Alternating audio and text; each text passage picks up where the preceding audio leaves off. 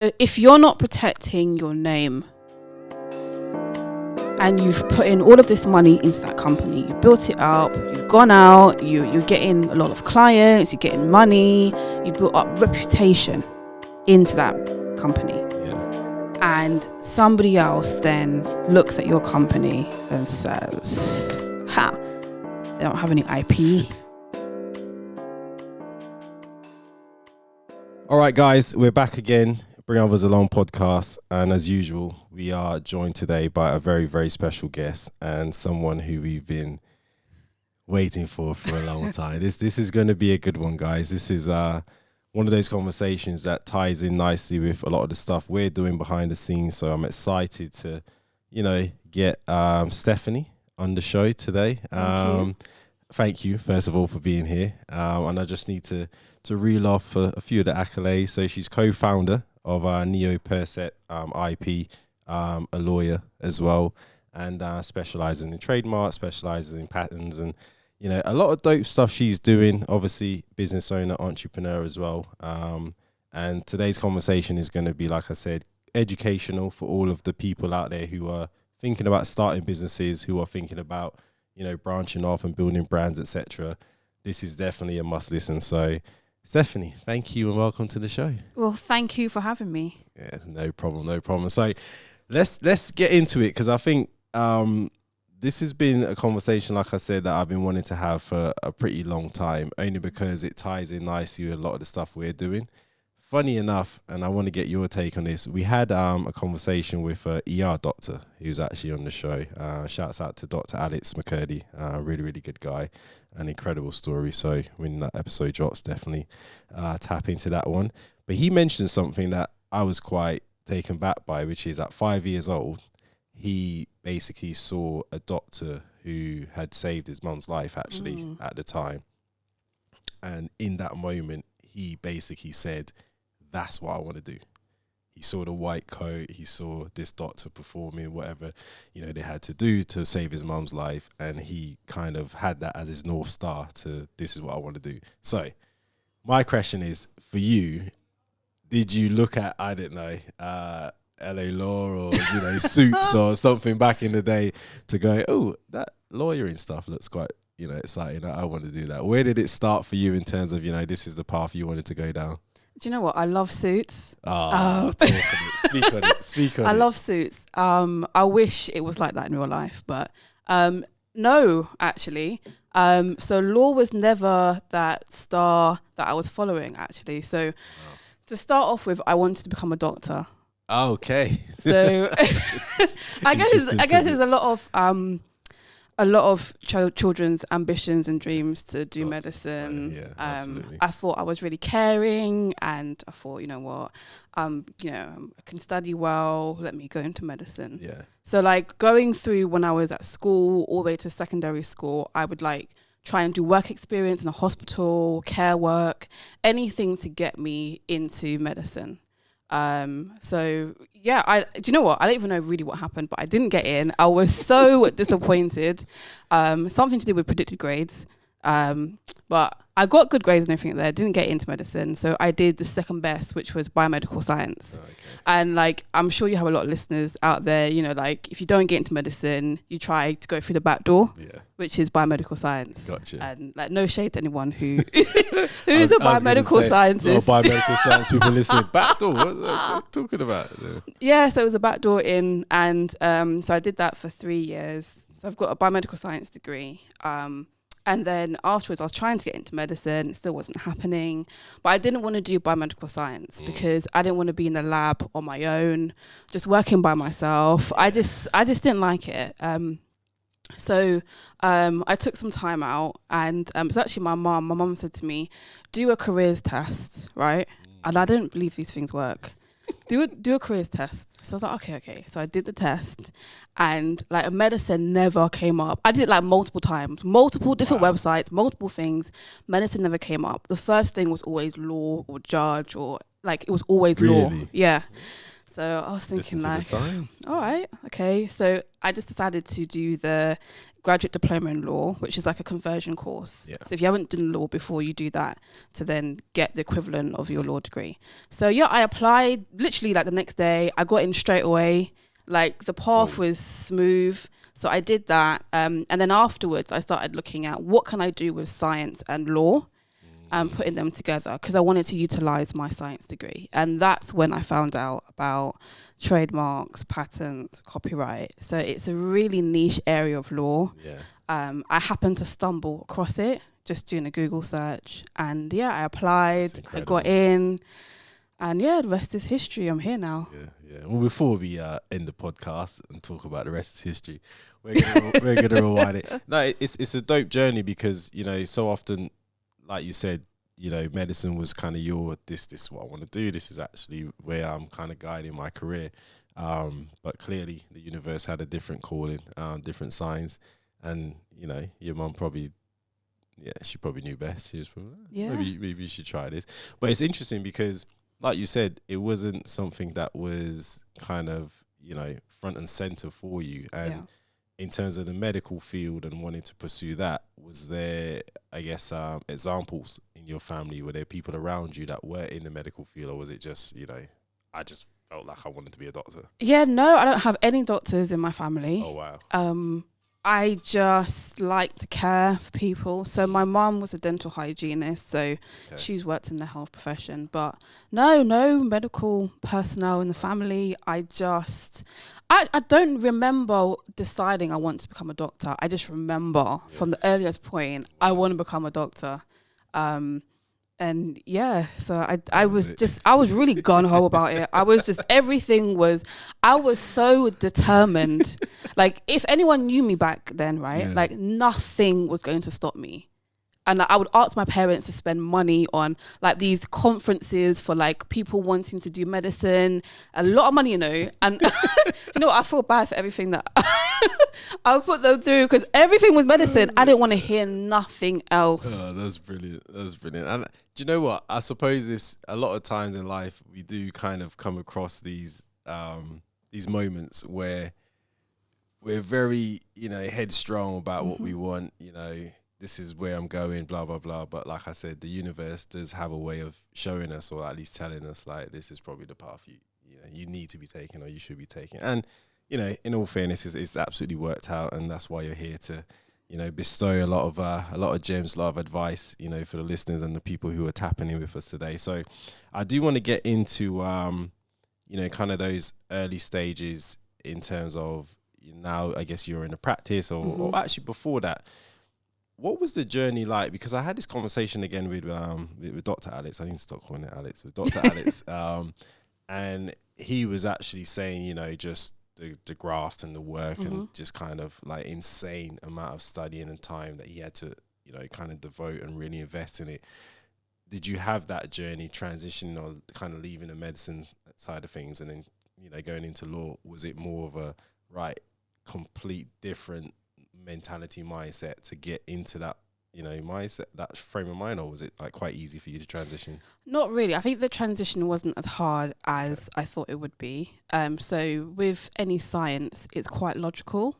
So 1, 2, 3, and particularly with the GDL, the conversion course, it was very practical and case based, and that's how we learnt the law. So it was, this is the scenario, this is the problem, and this is what the law says, and you need to apply the law to the facts.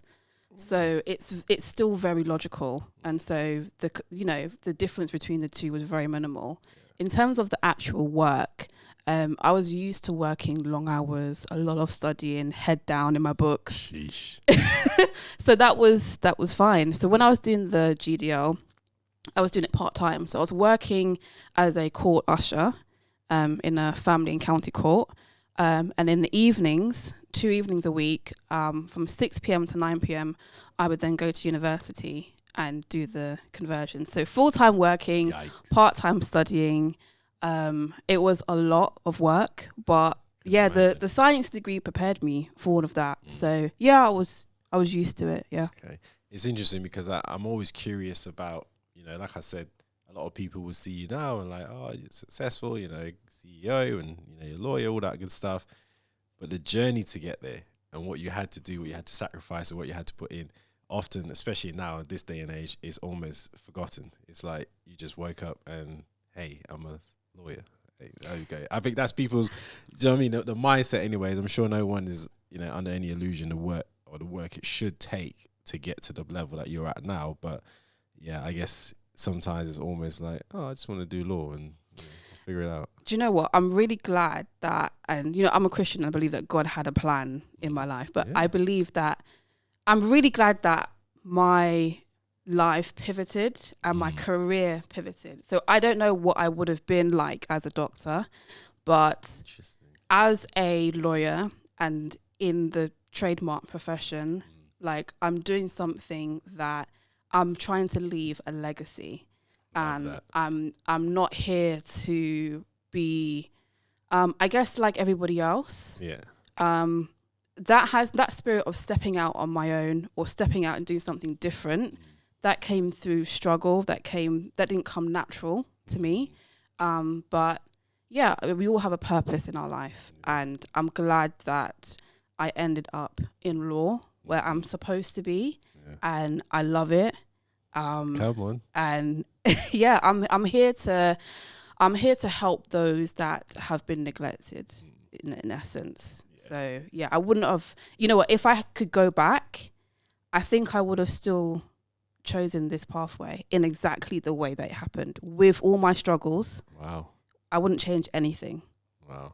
That's incredible, man, because like I said, and the reason why, we connected and I wanted to really get you on the show is because it's a purpose-led, kind of mission that you're on. And, we're all about, on the show kind of highlighting and really bringing those kind of, I guess, missions to the forefront, and we'll get into the story behind it a bit later on in the conversation. But I guess when you were kind of going back, when you were now looking to kind of transition and, you studied, you've obviously passed the exams and stuff like that, and you're now trying to take that first step into, the wide corporate world. It's still PTSD, I think I've got from that. But how was that transition for you in terms of, trying to find or carve out, I guess, that career that now you're looking to do?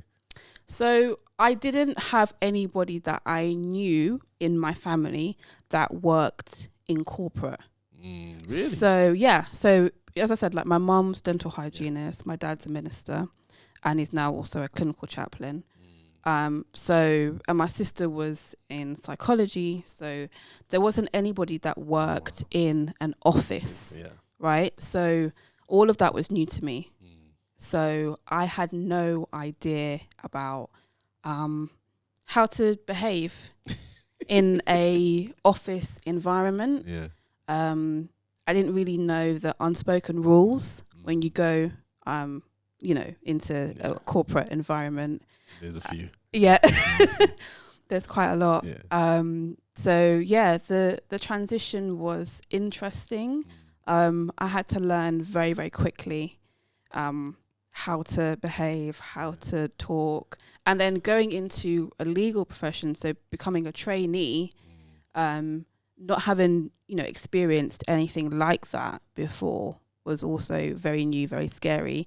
And on top of that, I moved from London to Liverpool on my own. So I knew nobody in Liverpool. So I started this new job, started my training, and I was completely on my own. Wow. Yeah, that's some sacrifice. I think, even just before we touch on that, just going back, to the dynamic within your family, your dad, your mum and your sister, and how, they weren't in this new field that now you're pursuing. Your friend circle, were they in corporate? Were they not? What was that kind of like? No, because at the time, most of my friends were from university, and we were all, either they had already gone on to do medicine, or they were still doing, something in science. So none of my friends were in the corporate.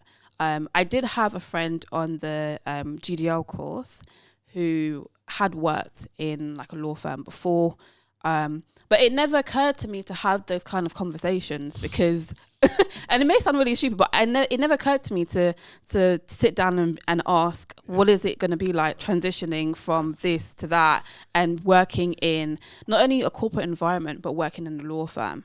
Like in university, they try to give you a couple of, hints and tips. They talk about billable hours, and you don't really understand what that means until you actually get there. So none of my friends were in that circle. So again, everything was brand new. I can see how that can definitely be, and I didn't realize you actually moved from London to, which is a whole different, almost one. I spend a lot of time at North, and it's still to this day I'm like, it's just completely different up here. But shouts out to the North. We love you guys. But so you're in this new space in terms of moving to Liverpool. You're in this new role. Nothing and no one has prepared you for what you're about to experience. So what? I guess talk me through those early kind of days, weeks. You kind of I guess getting more acclimatized to your surroundings, the people. This is all brand new, and it's interesting because that's been my career forever. So I know it very well, and it's interesting hearing you kind of saying you're going into the first time, because I remember when I stepped into it, I'm like, it wasn't fun. But for you, how was it? Kind of those early kind of days and weeks and getting ready to, kind of get it going. Do you know what? I was so excited, right? Like, I'll tell you, before I answer the question, right? So I had my interview, right? And because it was in Liverpool, I decided to take my parents. So we made like a nice little weekend of it. Nice. And I thought, if I get it, I get it. If I don't, we have a little holiday.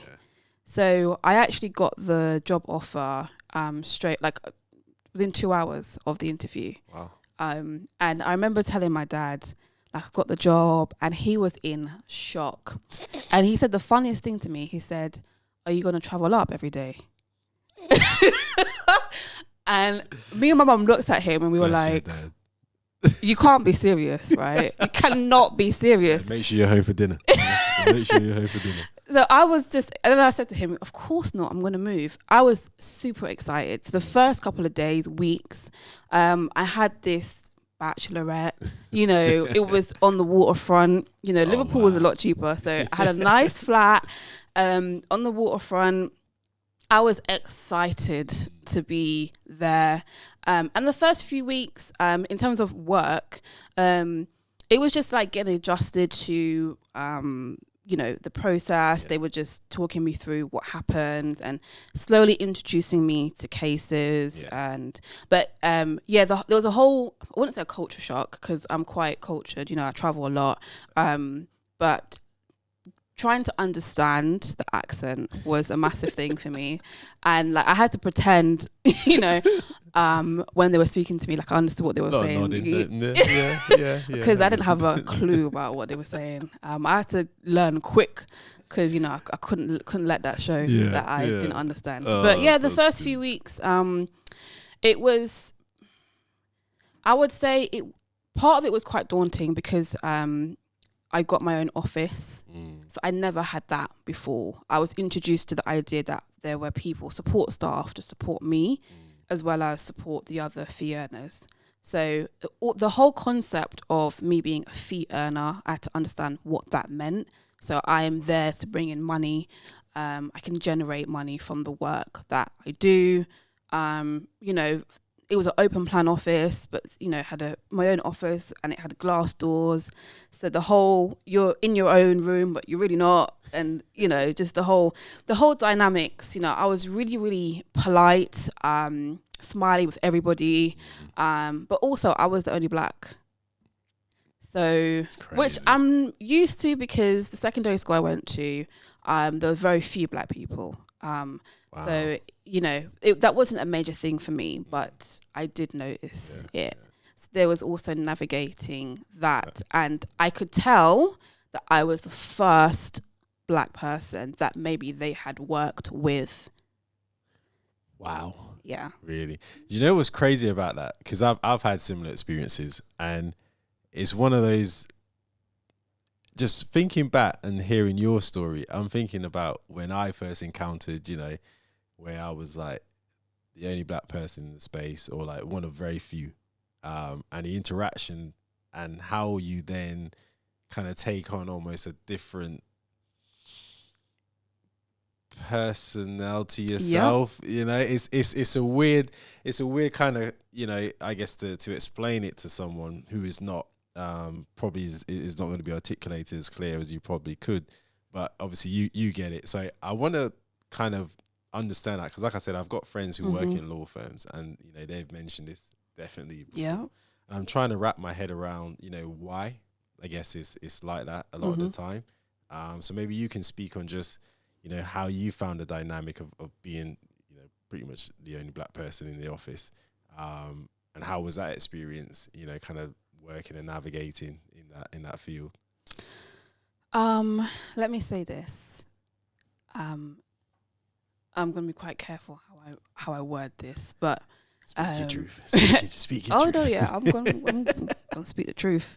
I guess this is my personal experience, and I guess a lot of other black and ethnic minority professionals will, what I'm going to say might resonate with them as well. So when I leave my flat in the morning, Monday morning through Friday, I am Becky. I become Becky. I become palatable. I become I take up an interest in things that I don't necessarily like. So, for instance, there might be conversations around Ascot and the races, and I've never been. You know, there might be conversations around. I'll never forget. I'll say this. There was a conversation around. They had taken out. This is before I got there. They'd taken out someone for like a client meeting. It was like just a lunch dinner thing. You know, this normally happens in corporate world. You take out clients and so forth, and somebody was there, and that person made so they had bread on the table, and they had, I guess, some meat there, whatever. So the person decided to make a sandwich on the table, right? Interesting. And everyone else was eating their bread and stuff, and that person, this is what I've been told, made a sandwich. And so they were telling me about this story, and they were laughing, and they were like saying, oh, how that person shouldn't have done it, and they were ridiculing that person when they're telling me this.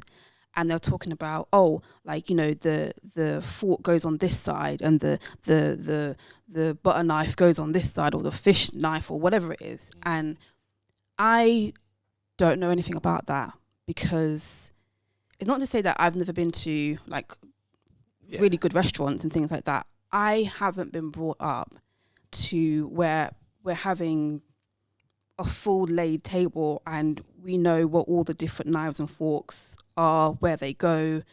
I didn't know that you meant to eat your bread from the left and you meant to break it. Like there's a lot of things that I don't know and I didn't know. And being the only black person, I really felt it. I really felt that I had to catch up. And that's why I had to put on a persona. So I had to talk about all of the things that I thought that they would be interested in. So like my traveling, and this extended all the way to like food. So like I wouldn't bring my home cooked food. I would be bringing in like things that didn't smell, because you know, like I didn't want to stick out. And I feel really ashamed for saying that now, looking back, because I've always been a very confident person. I've always been very strong in who I am. And I've never had a problem mixing with different cultures. Like I went to a predominantly, you know, white school, and I had no problems. Like I had friends and stuff. It was never an issue. Yeah. But there, I guess I was really keen to impress. I really wanted to fit in. I didn't want to be seen as an outsider. Yeah. And so there were a lot of cultural differences, and I just had to put on a persona to make it easier for them to connect with me, rather than coming in like how I normally would come in. So like when I get off work and I'm relaxed, my lingo is a bit more loose. You know, I can, you know, really let my hair down, you know, bust some tunes or whatever it is that I like to do. I couldn't do that. And to answer your question, the reason why some of us have to do that is because a lot of, I can only speak about law firms. A lot of law firms at the top, you won't find a lot of ethnic minorities at the top. Yeah. And the aim of every lawyer is to progress from trainee all the way up to partner level, right? Because, you know, that's your career progression. That's what you dream about. You dream about making decisions, about taking accountability, leading a firm, growing it, business development, all of that good stuff. The journey from trainee to partner, you have to, you know, obviously work well, but, you know, ultimately you have to be promoted. And people promote who people like. And people normally like what they see in the mirror, which is themselves.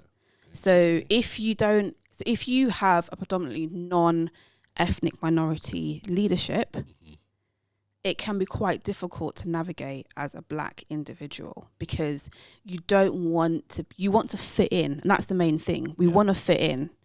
And the culture, you know, they talk about things that a lot of us, it's not natural to us because we've not been brought up with that culture. So it is about compromising. It is about trying to, fit in. But the negative thing about that is that you lose yourself. You lose part of who you are in your ambition and strive to get up there because you're not being authentic. And it's a shame because you should be able to take me as my authentic self. Absolutely. And there's one thing I didn't compromise on, which was my hair. So before my interview, Mum said to me, "You're going to straighten your hair." And I said, "Never." Right? I had my hair straight previously before. But I was like, I'm not straightening my hair, right? If you're going to hire me, you're going to hire me as I am. So I went with my hair curly, just as you see it now. And I've made a point to not straighten it. So if you go on the website, it's an old photo. It's going to be changed. Don't watch that. But like on all my social media, my hair's curly, right? Because I want to make a point that you should be able to accept me as I am, natural as I am, with all my flyaways and bits that don't lay down. However the curly hair decides to become on the day, that's me. And yeah, I'm done conforming. We can get more into that. Nah, but I love it. Nah, I mean, it's feeding my soul just hearing you talk on this because there's so many instances that I know I've experienced my own self, my own lived experiences. And other people, obviously my friends, we're all in the same industry. You know, we're all in corporate, people that I check in with, I tap in with every day and speak to. And there's very much similar, I would say, you know, experiences they've had. So what's interesting to me is, you know, and it really kind of touched me and it just hits different when you leave the house and you know it's Monday morning and you're going into work. It's almost like that code switch just, and you're just a completely different person. And it's so true because I think hopefully the idea of, you know, these companies and these organizations kind of understanding and being more accepting of, you know, who you are as your authentic self and not, you know, thinking, well, this is what we kind of like, so can you maybe just fit in and, you know, just basically crack on. I think, you know, we're seeing some changes, you know, and credit to the companies who are really embracing that. But there's a lot of work to do because the same thing you just said, I hear it a lot, a lot. And it just 2022 is just crazy to even think this is we're still having this. Yeah. And can I just say, like, the reason why, and I can hear some people maybe criticizing what I'm saying and being like, oh, why can't you just be your normal self? The problem is for those of us, like black and other ethnic minorities that have gone before us, that are at the partner stage, right? And are, I should say, they behave in a certain way. There is an expectation that because I'm black as well, I will behave in that same way. Yeah, absolutely. So even if I was to come in and be my authentic self, the example that I have to follow is someone who has made the compromises, somebody who has walked the tightrope they need to walk to get to where they need to be. Yeah. And that is who I've got in front of me. And so it's very difficult when you're coming up to be different. And particularly in my profession, so with so you've got solicitors and you've got barristers, and then the trademark profession is a very, very niche profession. I think there's about under 1,000 trademark attorneys, right, in the UK. So it's a very, very, very small profession. Within that profession, I can count how many black trademark attorneys there are. Okay. So for me personally, I didn't have at the time, now I do, but at the time I didn't have anyone that I could look up to. So forget being the only black person in the office. I think there was another black person in the company, but there might have been 2 or 3 of us in the entire company. And it had different offices in different locations, right? So I'm the only black in the office, one of 2 or 3 in the company, and then in the profession, I can count. So if you can imagine, right? It just gets less and less and less and less. No, you're absolutely right. Sorry, go on. Yeah, if you can imagine, like, that's the environment that I was in. And don't get me wrong, a lot of people were lovely. A lot of people were like, accommodating. And now, like, I don't want to bash anything, because now there is a real push to, increase diversity in the profession. Absolutely. There's a real push to get more people that look like me in the profession. Yeah. But for me personally, I'm going to be so frank and honest right now. Like, my question is, where were you, as in the people that were increasing diversity, and those kind of black attorneys, where were you when I was a trainee? Because I literally didn't have anybody that I could look up to. It was really sad. Like, I was literally on my own. And I think, testament to you, really, and that's why I was, very patient in waiting to get you on the show, because testament to you, real talk, testament to you, because I think I had Larry Long Jr., another, amazing guy. I think I sent you the clip of him, but he said something really, powerful, which is, basically we become what we see, or we see what we believe. And that's so true. And, hence, the name of the show, bring others along. How amazing would it have been had you had that example, or that person to basically hold your hand and just kind of, walk you through, or at least give you some kind of guidance, some kind of, hey, this is how you navigate it, blah, blah, blah.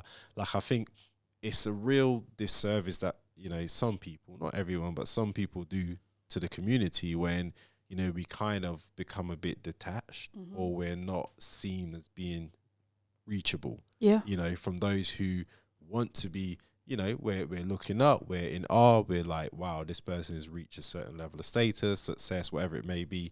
How can I also follow in that, in their footsteps? What's the blueprint? But all of a sudden now it's like, we can't reach you. It's probably just room for one, or so it may seem. And I think that's really, like you said, it's really sad, because for so many people who are trying to attain a level of success, a level of, kind of growth in their own, respective careers, that's usually all you really need. Yeah. I don't doubt the talent. I don't doubt people know how to actually get the job done, all that stuff, that can come. But when you definitely have someone that's gone before you, and someone who can really reach out and be like, right, I'm going to bring you along, it just makes the world of difference. Because I've had that in my career, and it probably was one of the main reasons why I was able to excel and probably be a lot more confident. Like, I can only imagine just you being literally the only black person in an entire firm, and not really seeing anyone that's done or doing what you are currently doing, and the way in which you are now having to, like you said, code switch, and even the stuff with your hair, like, that is crazy to me. It is, and it's crazy because it's a familiar story I've heard countless times. And I never understood the obsession. It just never made sense to me. I'm like, just leave the hair alone. Like, just leave it.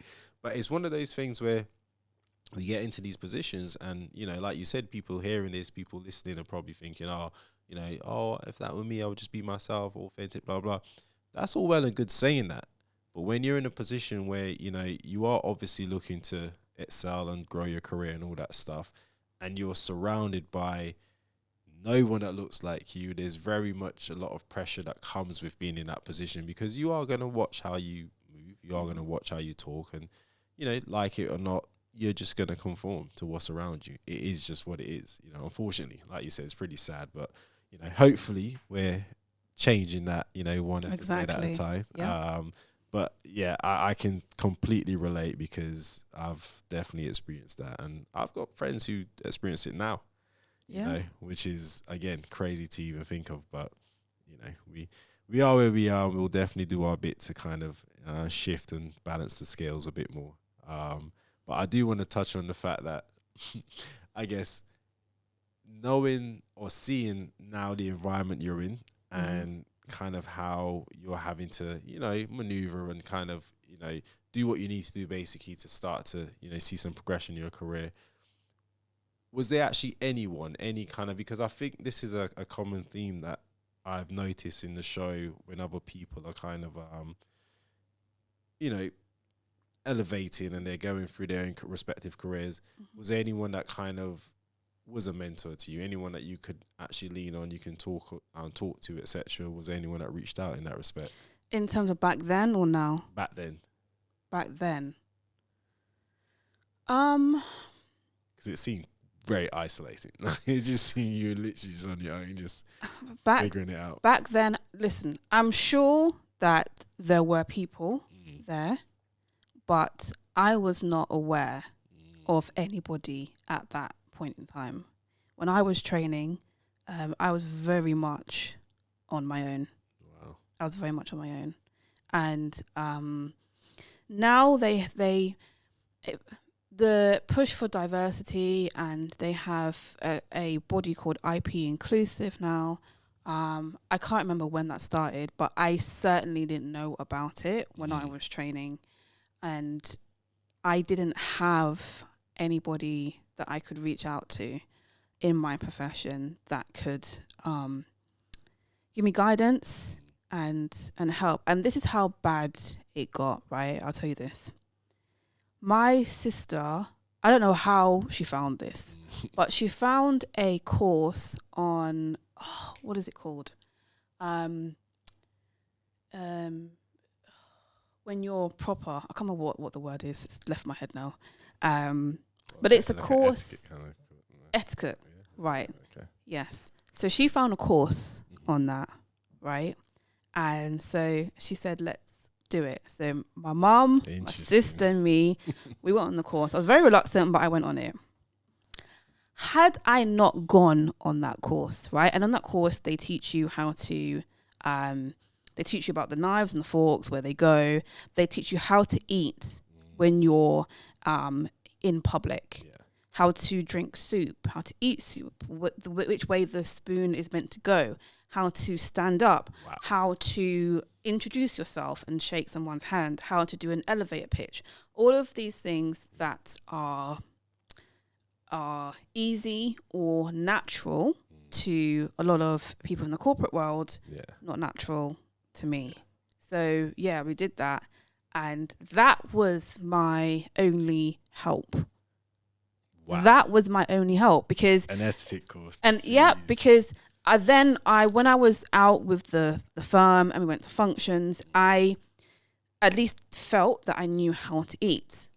And people may be listening and laughing, thinking like, how trivial is it that you're worried about how to eat? But it's a big thing when you're in that corporate environment and you're all sitting around that round dinner table when there's 8 or 10 of you at a function, whatever it is.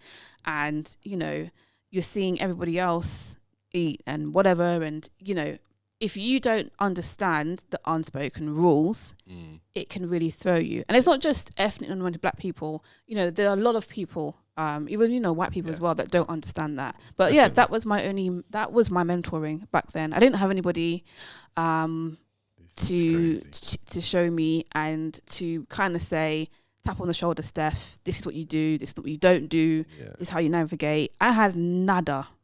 Wow. And you know what? You're right. People listening might think, it's trivial or how do you not know this? I think there's a lot of pressure, innate pressure that comes with certain positions you're in. Mm-hmm. Definitely certain, because I was in tech. Your field is, I even probably worse than tech. Tech's definitely getting a lot better, I would say. But I can only imagine what, just that whole law, like it actually scares me, to be honest. But it's one of those things where I can understand, where that pressure comes from. I can understand where the mindset of thinking you have to be on always, especially when you're in those environments. And I guess until you've actually experienced it, until you've actually been, in and around kind of those firms or, those kind of people, it's easy to, pass judgment or make fun or whatever the case is. But it's a real thing. I'm sure there's a lot of people that be listening as well that be like, I knew it, I felt like that was it. Yeah, of course. And just to add to what you're saying, because law can be very cutthroat. And there are thousands of law students who are vying to get into law, period. Okay. And any slip up that you make, you can be out. Wow. So it is a very pressured environment. And I'm not even in a Magic Circle firm, because I've heard the stories of people that work in a Magic Circle law firm. Come on, jeez. And, like the pressure. I was in just a regular, I wasn't in the Magic Circle, but the pressure is real. And like, you want to do your best because this is the career that you want to stay in, and you've worked so hard to get there. You'll almost do anything to keep it going. That's the reality. If you're looking on the outside, you'll be thinking, oh, why are you doing that? Or, but when you're in it, and also you're young as well. So when you're young and you're in it, and you don't have people that look like you in the profession, you've just got to, you've got to do what you need to do just to get by and to be a part of it. You don't want to be seen as an outsider, and that's the biggest thing. You want to fit in. And I think it's your lived experience at the end of the day, but I think this is important and such a timely conversation to have, because we are seeing a shift and a movement to try and get more inclusion, more diversity in these corporations. But let's face it, a lot more needs to be done. It's probably not, some of them you can argue is, just a tick box exercise, but there are some genuine companies out there who are trying to strive and achieve it. So you have to, give kudos to them, and, hopefully we can get, to a point where it's not necessarily even worth the conversation. It's just the norm. It's a shame you were saying that, but it's just the norm. Yeah. But now we've got a long way to go, but hopefully, through some of the stuff we're doing and a lot of people who are involved, we can start to see some real change. So in terms of the work that you were doing in that firm, because I want to get to the transition then where, you kind of broke rank and just kind of went off and did your own thing. What, was it that was kind of your focus and your day-to-day within the firm when you were in that kind of environment? Yeah, so the focus day-to-day was anywhere from the beginning. So if a company wanted to file their trademarks, they have to protect their name or the logo or the name of their company. So I would be dealing with that. So I'd be helping them to protect their trademarks. They would file a trademark application. We would see it all the way through until it's registered. And then we would help with the life cycle of the trademark. So renewing it when it fell due for renewal, protecting the company and their IP. So any oppositions that came in, we would deal with that. So if there was another company out there that was using a similar or identical trademark to theirs, then we would, deal with that. So it's all part of litigation. So it's really just ensuring from the beginning that you've got your IP right, so you're protected, and you maintain that trademark Yeah. and you use it properly, and then you defend your rights. So you make sure that no one else, encroaches upon your rights that you've obtained. So that was my day to day. So I was working underneath my supervisor. Yeah. So she would pass me work, and I would then get on with the work, and then pass it back. And that was practically my day to day. It's interesting because, and this conversation really kind of ties into, like I said at the top of the show, a lot of stuff we're doing, conversations we're having now about IPs, about trademarks. And it's just the field and the nature we're in. And I feel like, the education of this stuff is, unless you're really focused, unless you're really kind of, embedded in kind of this field or whatever you're doing, it's often not just out there in terms of, widely known, or, people that are really kind of preaching this and really saying, hey, you got to protect your brand, you got to protect your IP, all that good stuff. And you mentioned something when we caught up a couple of months ago, which was the ratio of, clients that you used to work with in terms of, black. Can you speak on that? And because I think that kind of sets up the scene so perfectly for, the segue to why you kind of went off and obviously started and founded your own company. But before we got there, I guess this is probably what maybe led to that. Yeah, certainly. So with the clients that we were working with, so I worked in another firm as well, which was a smaller boutique firm. But generally, the clients that I was working with, very few of them were from the black community or ethnic minorities in terms of who owned the company. And so seeing the disparity between, hold on a minute, let's forget that I'm one of the only black and whatever, because, we already know that. But, oh my gosh, like the clients, like I was thinking to myself, where on earth are the black clients? Where are the black entrepreneurs? That own stuff. Yeah, like, where are we? And it's not because we don't have companies and we're not creative, because we are. There are so many, like there's so many black entrepreneurs, companies, like we're just, and I feel like, I don't know if it's just me, but in the last 5 years, like we are just coming up, right? Yeah. We're just doing a lot of stuff. It's beautiful to see. I know, it's great, but that wasn't translating into the clients. And so for me, that meant, hold on, are we protecting the IP? And so that led me to really look at the situation, and do we even know what IP is? Who is talking to our community about IP? And when I was looking into it, there was nobody. And I was talking to, individuals, companies, and a lot of them would say, do you know what, Steph? You're the only person that I know in this profession. Like, I don't know anybody else who's talking about what you're talking about. And, a lot of people were saying to me, thank you, because I now know someone that I can recommend to you. Even like yesterday, I was at a business show, and somebody stopped me. I was just walking through, someone stopped me, and they said, look, we went to the Intellectual Property Office stand, and they were talking about IP, and the lady there said, oh, yeah, I know someone. And then she saw me afterwards and stopped me. And she said, do you know what? I just said to my friend that I know somebody. And I was the only black attorney that she knew. And she was talking about me to her friend. Say, look, I know someone. I actually know someone. So, yeah, there aren't a lot of... let me say this. Of course, there are companies that are owned by black and ethnic minorities. And let me just specify, I'm more so talking about black, right? There are companies that are black owned that have trademarks. Some of them, they've done it themselves, and that's another issue. But some of them, they do have protection, but the vast majority don't. And it's simply because they don't know. They're not aware.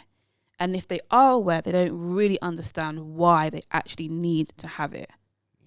And that's the biggest disparity. So I didn't find black entrepreneurs calling up the firms I worked at to protect their IP. When I used to go to meetings, and even we used to do these free sessions in the library, like pro bono, so completely free. Yeah. And like, okay, granted that was in Liverpool, but there's still a large community of black people in Liverpool. Yeah, absolutely. Like, I did not deal with one. Really? I never dealt with one. And I was always looking at like the clients that, not just the firm that I was working for, but other firms were working with, right? I'm just looking out, and we're just not there.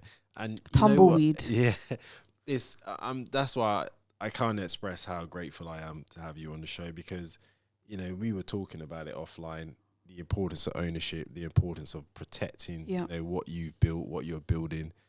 And like you said, and we'll come on to why people should be looking into IP protection. I guess, what is IP for those who may not know as well. But I'm really not very clear on is the information just not accessible? Because I feel like it is, whether it's reaching the masses, whether it's reaching the community and the people who need to hear it. That's probably the disparity I think I have. I would agree. The information is there. There's lots of information. So the Intellectual Property Office, they have a lot of information on their website. There are loads of other firms that have lots of information on their website. I'm also going to be having an education hub on mine. That's going to be upcoming.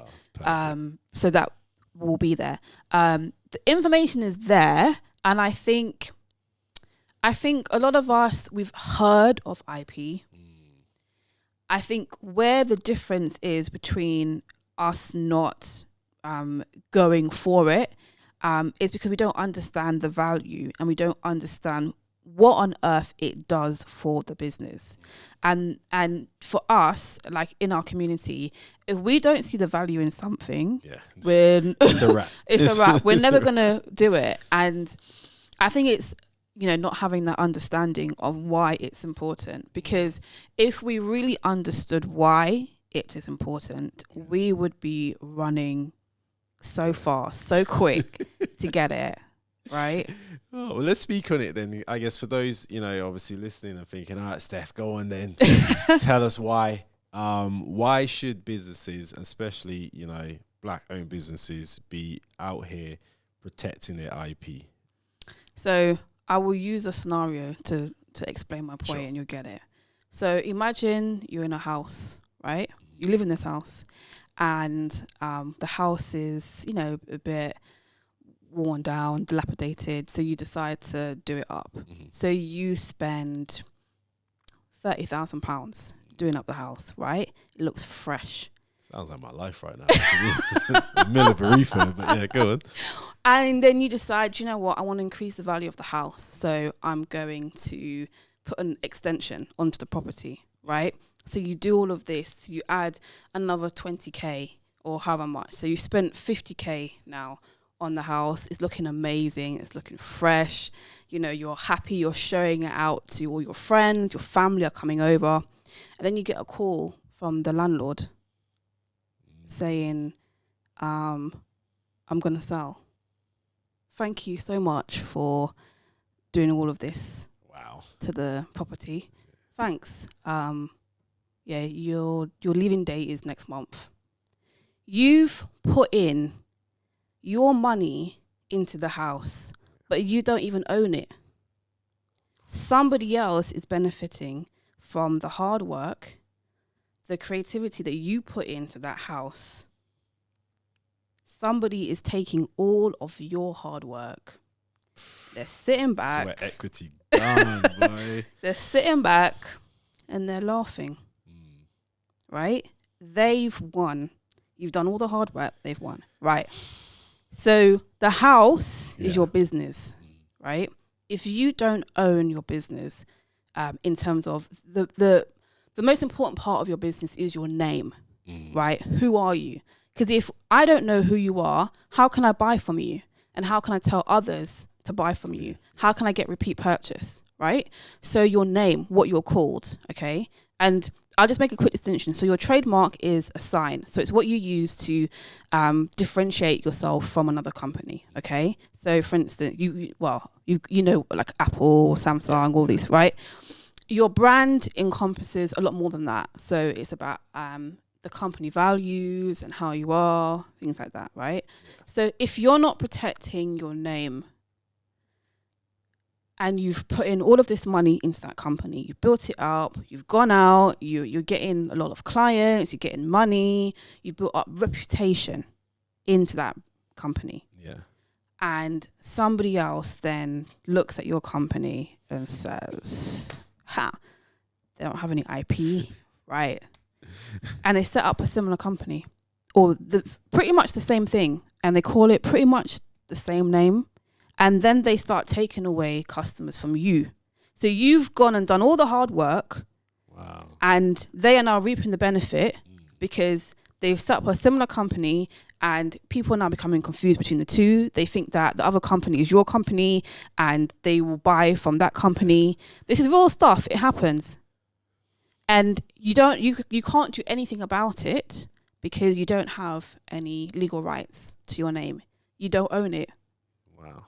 So what happens is people can come in, other companies can come in, and they benefit off of your hard work.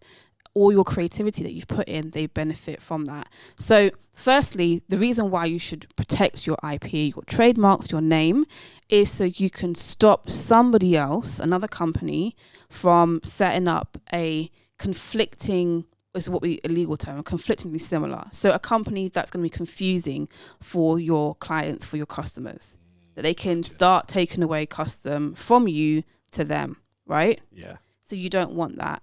Also, you wanna start to get a revenue. So you wanna start getting an income, and this is where you can touch into licensing.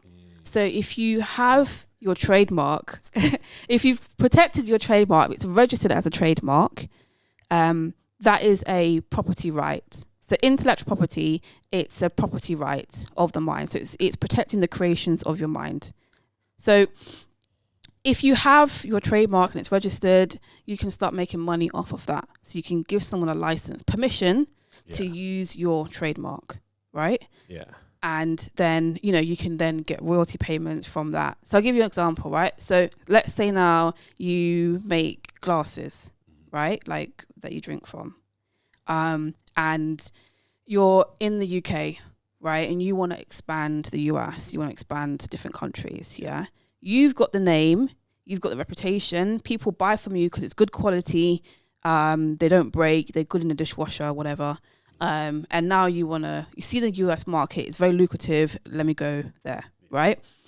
What you can do is you've got the name, but another company in America has got the manufacturing process and they've got the distribution channels out in the US, and they've already got a market already, right? And they might be making coasters, for instance, or they might be making something else, right?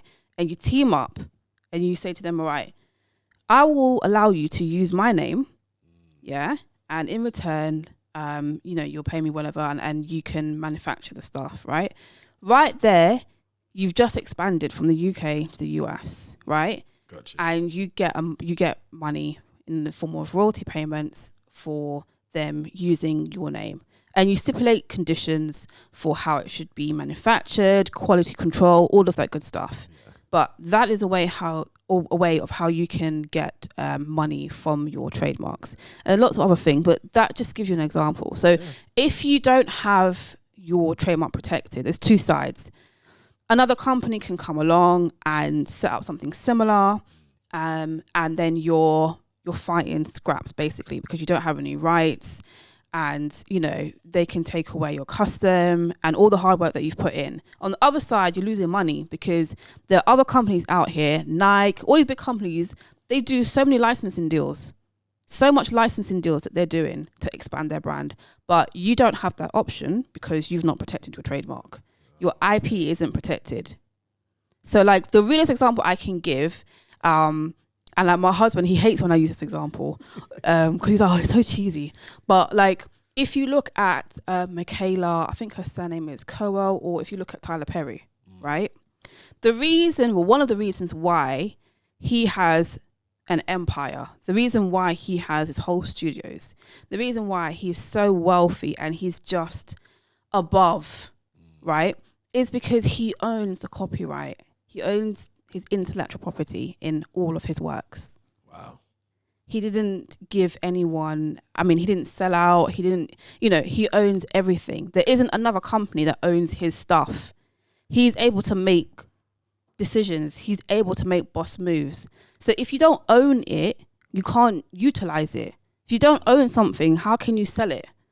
How can you, this is what I'm saying. Yeah. And when you have a trademark, the value of your business goes up financially.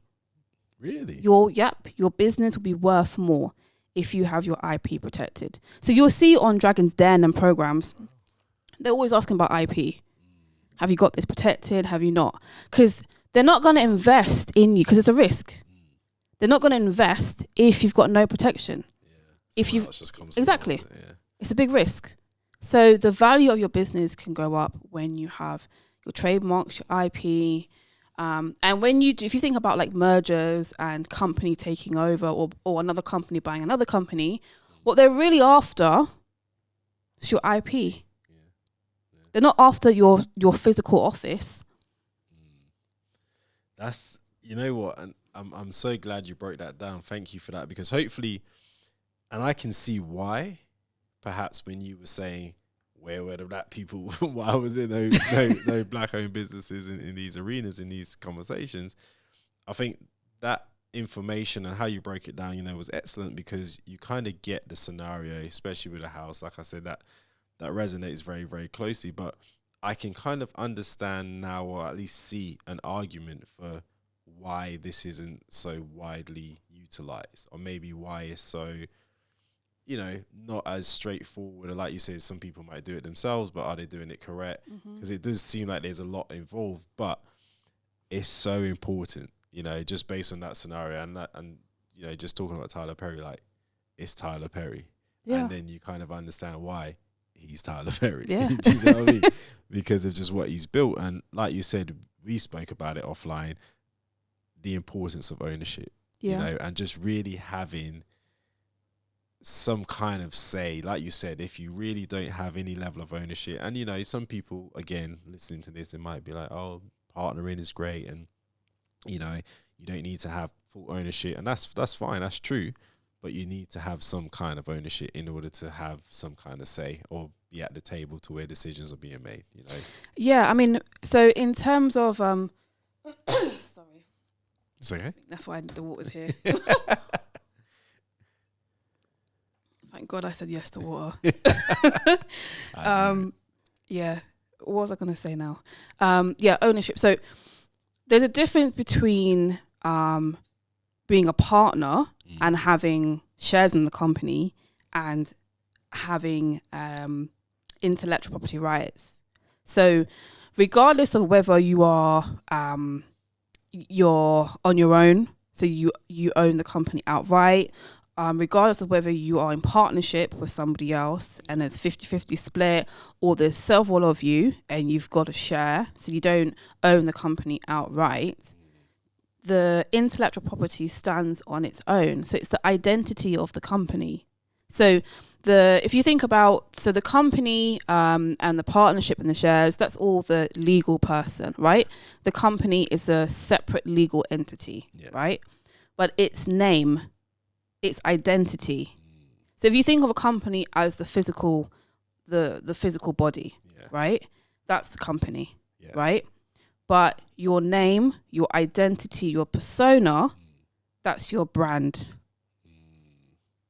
And if you don't protect your brand, it's like having a nameless individual, a blank human being, a blank person. The company can't, the face of the company, its identity is its brand. It can't run. So it stands to reason that you need to get that protected. So the two are, I know a lot of people confuse the two. So a lot of people say, oh, but I've registered my company on Companies House, it's protected. It's not. Yeah, I was literally just about to ask, because I'm one of those people. I've definitely been like, I registered my company, it's fine. Until obviously, we had a conversation and I was like, I don't know what I'm doing. But, just to speak on that briefly, because I think, it's probably one of those things where people do feel that's a level of protection, or maybe the only protection they need. Yeah. And like you explained, it's probably not No, yes, it's a common misconception that a lot of people have. So when you set your company on Company's House, you're saying that this, and normally, you become a limited company or whatever, Yeah. you are setting up a separate legal identity. So the business is legally separate to you as a person, right? So it has its own identity legally. So it can go into a contract with another company, right? So you've got two legal identities going into contract with each other, right? You can do whatever you want with the company. It's a separate legal identity, right? Company's House, it just sets that up. It's the process of setting up your legal identity as a company, right? So Company's House will allow you to register a company within, I think it's like one letter difference from another company. So for instance, with bringing others along, you could have it bringing others along or bringing others along, or Please don't steal our name. if you're listening, just nobody just do allow it. Yeah, I was just giving don't. as an example. But Company's House will allow registrations that are very close, even shy of an S at the end. Okay, they will allow things like that. They're not checking whether there's something similar out there, right? Something that's identical, you can't register on Company's House because it's already taken. It's kind of like the domain names, same sort of principle. Yeah. But in terms of whether it's legally available for you to use, i.e., does someone already own a trademark for this? Company's House cannot tell you that and does not tell you that. So you may be setting up a company that is someone's trademark or is very similar to somebody's trademark, and Company's House will not tell you that. Yeah, it's dangerous relying on Company's House. And like I said, I've been down there, so we all learn from our mistakes. But this is so important, and I feel like, again, and this is why conversations for the culture, because I feel like you pointed it out earlier. There's so many amazing black businesses out there, people who are doing amazing things. They're creative. We're really pushing the culture forward. Like, it's undeniable, right? The talent we have. And I think that protection and that ownership is where you hear it in the news all the time, or you maybe read an article or whatever, and it's where you kind of fall down in terms of just not being educated, or maybe not knowing the steps you need to take to actually protect your business and have that longevity. Because I feel like maybe that's what a lot of people probably are not doing in terms of the businesses that they're creating can be a lot bigger. These could be generational wealth building tools for their families, their kids, or whatever the case is. So I think this is dope, man. This is a conversation, like I said, I really wanted to have, because it's educating me. Now I'm in this space, now I'm creating businesses, now I'm working with all types of different people. How can I protect what I'm creating, what I'm building? And hopefully no one comes trying it, but I'll be there if they do. There you go. That's what we're talking about. So I want to get into, obviously, now how you can obviously help a lot of these businesses, whether it's SMEs, whether it's enterprise level, at Neo Percept. So that's it, right? Okay. So Neo Percept, what you guys do, what you specialize in, the services you provide, so that we're all protected out here and we're moving right, we're moving correct. So what is it that you guys are doing to try and, I guess, get us on the right track, let's say, to ownership? Yeah. So we do everything that a standard law firm that specializes in trademarks will do. So we can help you identify what you need to protect. Yeah. If you have no idea what trademarks are, we can help you, and we can let you know what you need to protect, and we'll take you through and hold your hand, and we can do it for you. So we offer sort of two different types of packages. So either you can have us draft the application for you, which, if you are going to want to do it by yourself, I would strongly recommend getting us to draft it for you. So at least you have the application, it's done correctly, and then you can manage the process yourself. So we do offer that service.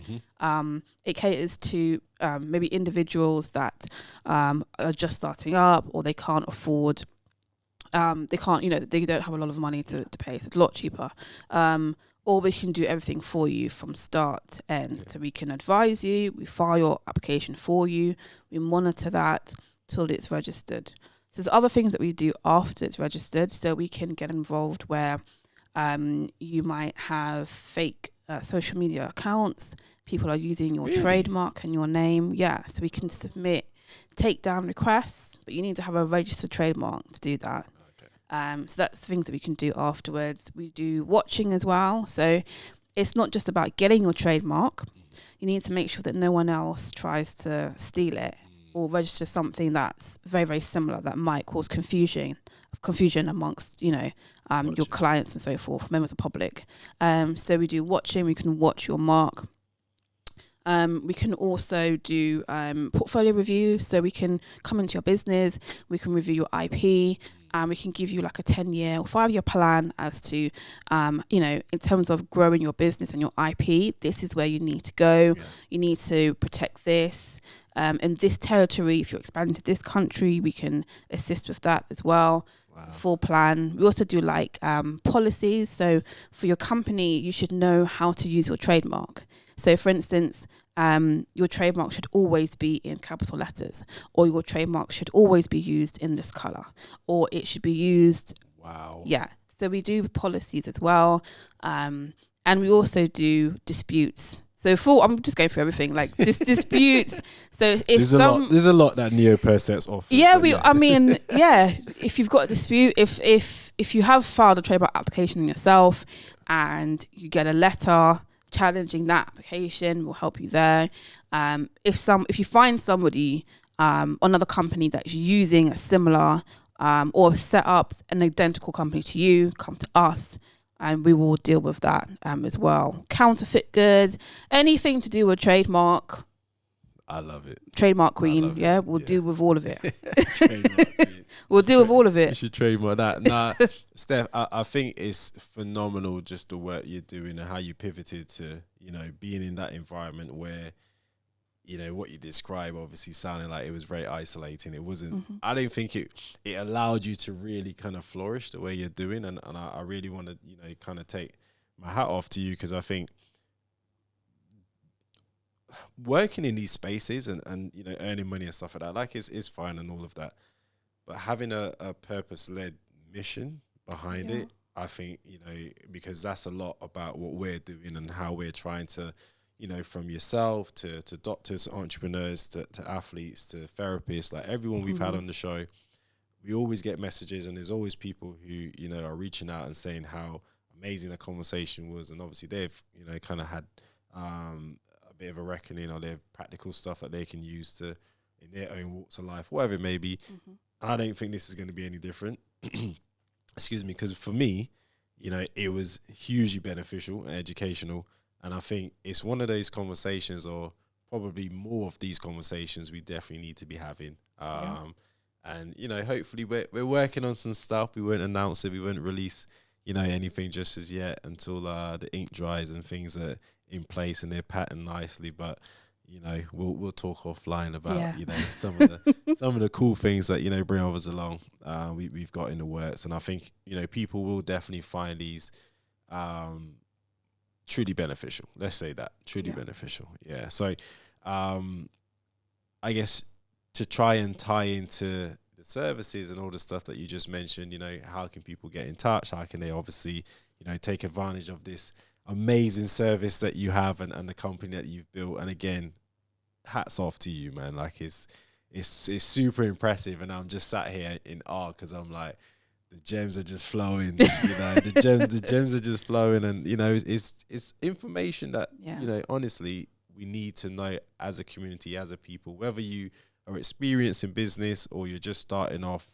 Hopefully you've heard this conversation and you reach out to, Neo Percept, hopefully. But, at the very least, you take something away from what you've said today that really can, help that small business kind of flourish and build. So how can the good people listening to the show get in touch and, tap in with you if they want to? Well, I'm on Instagram, so my handle is at Neo Percept IP. So you can get in touch with me. You can send me a DM. You can go to our website, www.neopercept.co.uk. You can book a free consultation on our website. It's 30 minutes. It often goes on for longer. I don't time things, so don't worry. So you can book a chat with me, no obligation, and we can discuss anything that you want about IP. You can also find me on Facebook as well. I've got a Facebook page under Neo Percept IP. I'm on LinkedIn under my personal name, so Stephanie Njoku, and we've also got a page on LinkedIn. So that's where you can find us. You will not be lost out here if you're trying to find Neo Percept. So let's just say that. But yeah, I think, you know, and I'm just going to put it out there now because I know people are going to be like, oh, you didn't ask this. We probably will need Steph back on the show again. Yeah. I'm sure, like I said, there's some exciting stuff that's coming down the pipeline. There's some really good, you know, things we're planning to do with the guests who were on the show, and because so many people are reaching out and wanting to know more, etc. You know, stay tuned. We got some pretty neat stuff planned. So yeah, just hold tight. We've got you guys sorted. But like I said, this has been amazing, truly amazing. I do want to say a massive thank you, you know, from everyone who's been part of the show. My team isn't really here today, but you know, I'm flying solo today. But I've also mentioned, you know, you and the stuff you're doing and services to basically anyone who would listen. Because I'm in that space now where I'm speaking to a lot of people who obviously are, you know, entrepreneurs and they're starting their business, and I'm like, do you own it though? You know, do you own your IP though? So it's definitely, I think, you know, a value add to a lot of the people in my circle, and hopefully a lot of people listening today. So huge thank you for coming on the show today and just dropping absolute jewelry on everyone. So, yeah, I'm super pleased with that. But yeah, guys, as usual, all of the information for Steph and what she's doing, all of the information how you can contact her, the Neo Percepts team, and just everything to do with what she's doing will be in the show notes. Make sure you guys are subscribed. Make sure you're following at Bring Others Along podcast across all socials. And hit us up. Make sure you're rating the podcast as well, by the way, over to Apple Podcasts. And I think that's it. I almost want to try and keep you here for like another hour. I know we've got to wrap up, but no, I appreciate everyone again listening. Thank you guys for tapping in, and we will catch you next week. Peace. Thank you.